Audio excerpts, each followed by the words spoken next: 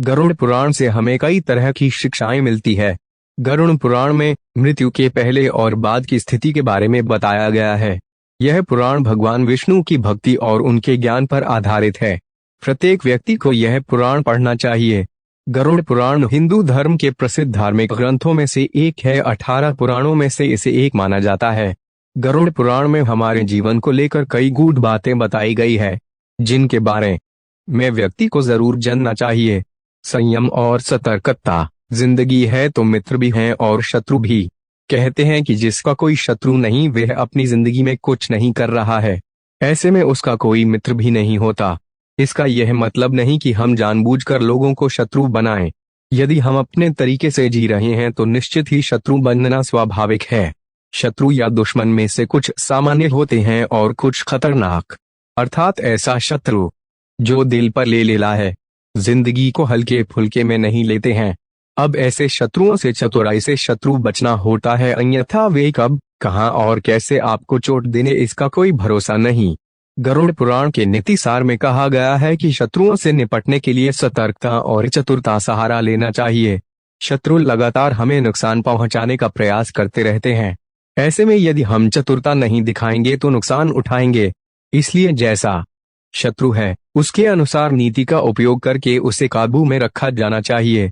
कपड़े हो साफ एवं सुगंधित। यदि आप अमीर, धनवान या सौभाग्यशाली बनना चाहते हैं तो जरूरी है कि आप साफ सुथरे, सुंदर और सुगंधित कपड़े पहने। गरुड़ पुराण के अनुसार उन लोगों का सौभाग्य नष्ट हो जाता है जो गंदे वस्त्र पहनते हैं। जिस घर में ऐसे लोग होते हैं जो गंदे वस्त्र पहनते हैं उस घर में कभी भी लक्ष्मी नहीं आती है, जिसके कारण उस घर से सौभाग्य भी चला जाता है और दरिद्रता का निवास हो जाता है। देखा गया है कि जो लोग धन और सभी सुख सुविधाओं से संपन्न हैं लेकिन फिर भी वे लोग गंदे कपड़े पहनते हैं, उनका धन धीरे धीरे नष्ट हो जाता है। इसलिए हमें साफ एवं सुगंधित कपड़े पहनने चाहिए जिससे हमारे ऊपर महालक्ष्मी की कृपा बनी रहे।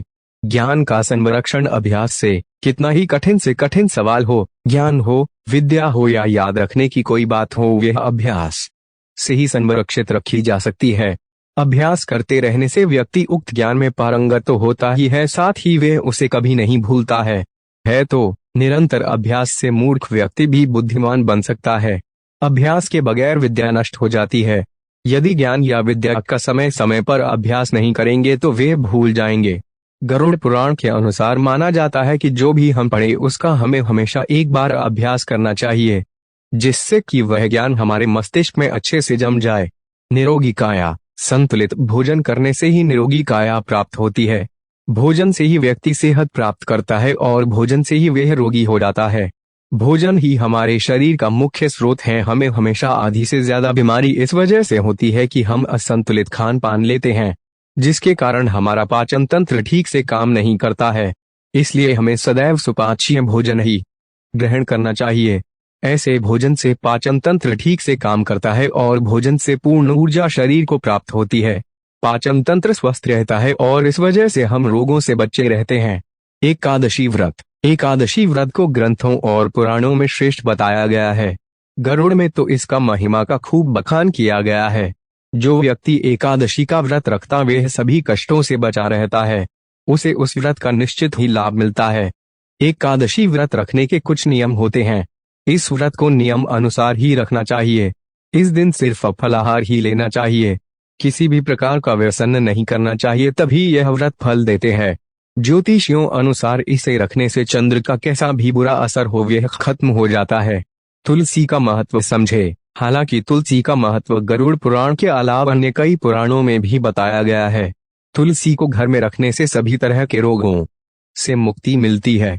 इसका प्रतिदिन सेवन करने से किसी भी प्रकार से व्यक्ति को कोई रोग हो नहीं सकता।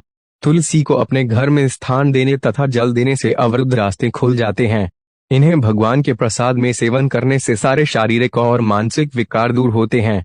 विष्णु जी की पूजा के पश्चात इनकी पूजा करने से बहुत फल मिलता है।